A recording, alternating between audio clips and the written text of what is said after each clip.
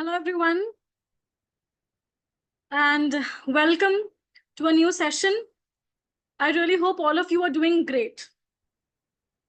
So today what we are doing is, as you all know, we have already started our crash course for NET on YouTube. And so we will be continuing this crash course series. And so today is the second day, all right? So I will just start sharing my screen. Okay. I really hope the screen is visible to all of you, right? Okay. So here we are. Vallat NTA Net Crash Course Day 2 is the second day, and we will be covering from Jacobean Era to Augustan Era. Okay. And here is our first question. Which statement is not true about Samuel Butler's Hudibras? As you all have seen, that statement questions are very important these days. So I thought we will start the session with a statement question. So which statement is not true? You have to choose that. First option. Hudibras is a vigorous satirical poem written in a mock heroic style by Samuel Butler. It is true. Next. The action is set in the last years of the interregnum, around 1658 to 60, immediately before the restoration of Charles II as king in May 1660. Is that the setting? Yes, this is the setting. Next, the story shows Hudibras, a knight and colonel in the parliamentary army, being regularly defeated, sometimes by the skills and courage of women, and ends with a witty and detailed declaration that women are superior to men. Very important point, and this is correct. And next we have option 4. Wacom is the astrologer here, who appears at the end of part 2. Wrong. It is Sidrophel. Sidrophel is the astrologer here, who appears at the end of part 2 of Hudibras. Please remember that option D is wrong. Hudibras is the first great verse satire in English. It was written by Samuel Butler. It's written in octosyllabic couplets. Hudibras, it's the first great verse satire in English in octosyllabic couplets by Samuel Butler. And here the astrologer's name is Sidrophel. All right? Okay. Let's move on to the next question. I hope it's clear to all of you. Okay, here we have a chronology question. You all know how important chronology is for any exam, any PSC, SET, NET, entrance exams, any exam. Okay, so arrange the following works of Dryden in the correct chronological order. First, we have heroic stanzas on the death of Oliver Cromwell, then Astrea Redux, then Annus Mirabilis, then Absalom and Achitophel. All of these are very important works of Dryden, right? Dryden was the most influential writer of the Restoration era. Okay, so let's see what's the correct chronology of these works. It's a very easy question. Okay, so heroic stanzas on the death of Oliver Cromwell, 1659. The next year when Restoration happened, then he wrote Astrea Redux, 1660. This work actually welcomed Charles II back to his throne. Next, he wrote Annus Mirabilis. It was published in 1667. This work, Annus Mirabilis, is about the year 1666. Annus Mirabilis means wonderful year, right? In this work, he talks about the year 1666. Actually, many calamities happened in this year, right? Including the Great Fire of London. And this work was published in 1667. And then we have Absalom and Achitophel, which was published in 1681. All right. So this is the correct chronology. Can you all tell me which work was published in 1682? Which works of Dryden were published in 1682? Very easy. Mac Flecknoe, the Medal, Religio Laici, right? These works were published in 1682. The Medal, then Macfleckno, then Religio Laici. These works were published in 1682. Please remember the years, okay? Right. Let's move on to the next question. I hope this question is clear to all of you. Right. Here we will do some PYQs also, okay? The years in English literary history between 1649 and 1660 are known as dash. So what are those years known as? Neoclassical period, Commonwealth period, the Stuart period, or the Jacobean period. We know that Jacobean period is from 1603 to 25, right? Jacobean period is from 1603 to 25. It also cannot be the neoclassical era because neoclassical era means the 18th century. So here we have 1649 to 1660. So it is the Commonwealth period when Oliver Cromwell was the Lord Protector. When Oliver Cromwell was the Lord Protector. Okay. Easy question. Next. Who among the following is the author of Account of the Augustan Age in England? Who wrote this? Account of the Augustan Age in England. It's a 1759 work. Is it John Gay or William Hazlitt or Oliver Goldsmith or Samuel Johnson? Who wrote Account of the Augustan Age in England? Account of the Augustan Age in England. It is by Oliver Goldsmith. Oliver Goldsmith. Right. Okay, next. One of the following statements about the eponymous saint of Dryden's song for St. Cecilia's Day is incorrect. Identify that statement, okay? St. Cecilia's was a Roman lady and early Christian martyr. True. St. Cecilia's was an Armenian devotee of the Christian faith. Is it true or false? St. Cecilia's festival is celebrated on 22nd November in England. True. St. Cecilia's was a patroness of music who was fabled to have invented the organ. True.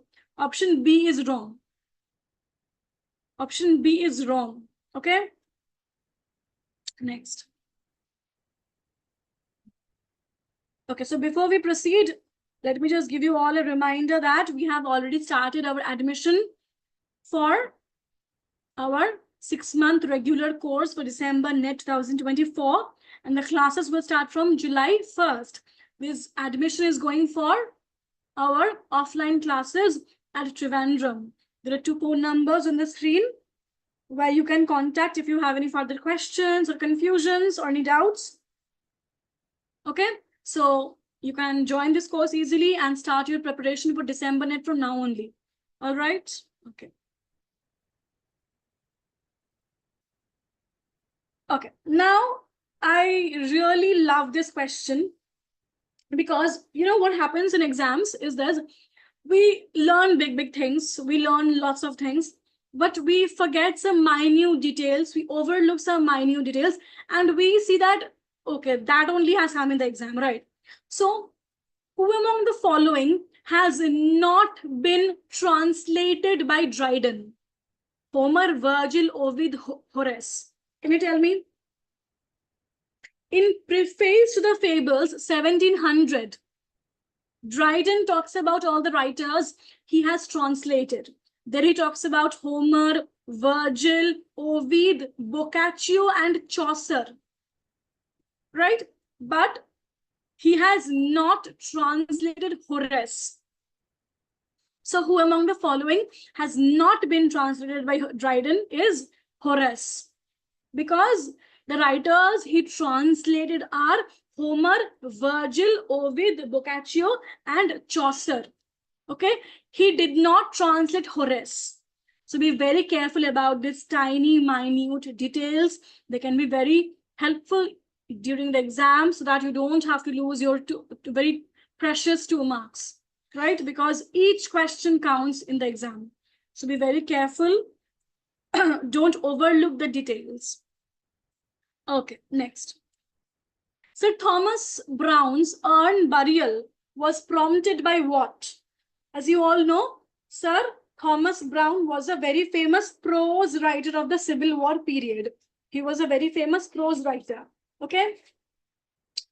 So it was prompted with the discovery of the ancient burial urns near Norwich, or the contemporary researches on burial rites in Norway, or the death of St. Francis of Assisi and his burial, or the publication of the English Book of Common Prayer. What prompted the work of urn burial by Sir Thomas Browne? Tell me, it's a very easy work. Yes, it is. The discovery of the ancient burial urns near Norwich. Okay, so let me tell you a bit more about Sir Thomas Browne. So Sir Thomas Browne was a scientific and religious writer, and he was a doctor by profession. Okay, he was a very important prose writer during the Civil War era. Please remember. And who are the other prose writers during the Civil War era? Tell me. So Thomas Browne, Thomas Fuller, Jeremy Taylor, Isaac Walton, Thomas Hobbes. They were the famous and very important prose writers of the Civil War era. Okay. And other than urn burial, which are the other works by Thomas Browne? The Garden of Cyrus, Hydriotaphia, the urn burial. Yes, then other words, Pseudodoxia epidemica or vulgar errors. Pseudodoxia epidemica or vulgar errors, and Religio Medici. Browne's Religio Medici inspired Dryden's Religio Laici. Okay? Great. Next. Here you have to choose the wrong statement. Again, a statement type question from Restoration Comedy. Okay? Statement type questions are very important. Okay. So Restoration Comedy is the high point of Comedy of Manners. True. Jeremy Collier attacked Restoration Comedy through his pamphlet in 1698. True. He wrote the pamphlet, A Short View of the Immorality and Profaneness of the English Stage. True. Okay. Historiomastics by William Prynne is an anti-theatrical pamphlet. Yes, it is also an anti-theatrical pamphlet by William Prynne, Historiomastics. Lastly, sentimental comedy also favored sexual indecency on stage like Restoration Comedy. No, false. Option D is false. Sentimental comedy was a middle-class reaction against this indecency of Restoration Comedy. So option D is absolutely wrong. The other three options are correct. Okay. Please note these two anti-theatrical pamphlets. One by Jeremy Collier, A Short View of the Immorality and Profaneness of the English Stage, 1698. And another is Historiomastic by William Prynne. These two are very important anti-theatrical pamphlets. Okay. Let me see once what you all are telling. I couldn't see the chats because my screen is getting shared. So yeah. Yes, all of you are answering correctly. Right. Okay. So this was a statement type question on Restoration comedies. Okay. I hope all of you can see the questions clearly, right? Yeah. Okay. Study well, then the statement type questions will be easy. Okay, next. Here we have a question with subtitle. Fanny Burney's Evelina carries the subtitle dash. A knave lady's entrance into the world, a young lady's entrance into the world, or a young lady's exit into the world, or a bold lady's entrance into the hall. Fanny Burney, very popular novelist of the 18th century. Subtitles are very important. So Fanny Burney's Evelina, or the history of a young lady's entrance into the world. Okay. Fanny Burney's Evelina, or a young lady's entrance into the world. Option B is correct. Okay. So Evelina, or the history of a young lady's entrance into the world. It's a novel by Fanny Burney, first published in 1778. Although published anonymously, its authorship was revealed by the poet George Huddersford in what Burney called a vile poem. Okay, so do look up the novels of Fanny Burney, very important. Okay, next. Here again, we have some Restoration comedies and you have to choose the wrong pair. Why Shirley? The Gentleman Dancing Master. Is it true? Yes. Why Shirley wrote the play, The Gentleman Dancing Master, correct. Congreve wrote The Old Bachelor. Yes, he wrote The Old Bachelor. Etheridge wrote The Comical Revenge. Yes. Colley Cibber wrote The Relapse. Did he? No. Option 4 is wrong. The Relapse is by John Vanbrugh. The Relapse is by John Vanbrugh. It's not by Colley Cibber. The Relapse or Virtue in Danger. It's a restoration comedy from 1696, written by John Vanbrugh. And this play is a sequel to Colley Cibber's Love's Last Shift or The Fool in Fashion, okay? The Relapse or Virtue in Danger, it's a play by John Vanbrugh, and it's a sequel to Colley Cibber's Love's Last Shift or The Fool in Fashion.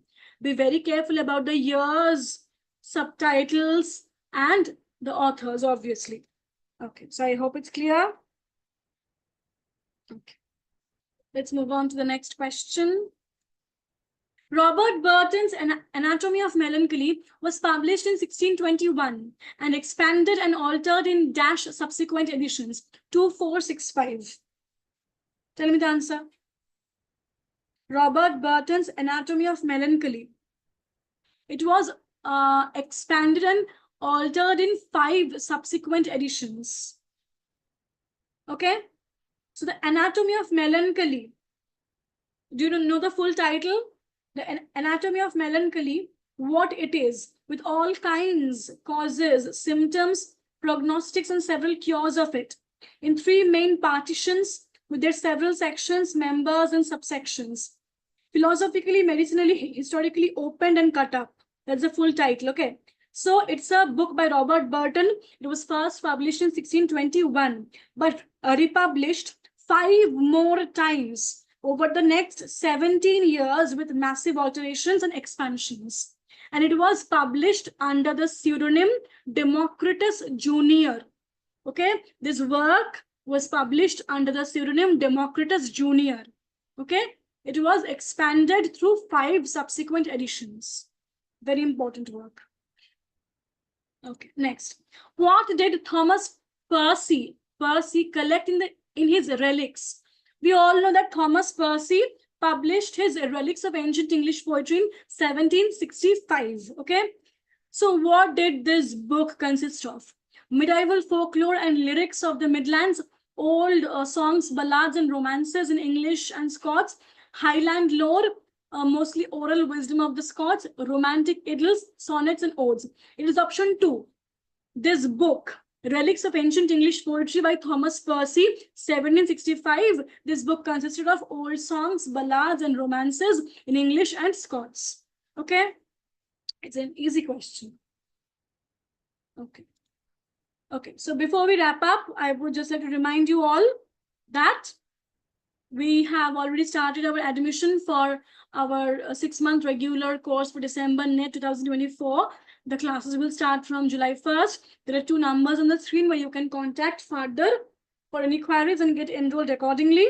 So tomorrow there will be paper 1 classes by Jobin sir, and please do attend that class before the exam. The sessions will really help you to brush up your paper 1 as well. And then on Thursday, me and Ananya will be back with an awesome session on current updates. I really promise that these sessions on current updates will really help every one of you to answer some really tricky questions in the exams. Okay, so with that, on that note, good night, take care, and me and Ananya will be back again on Thursday.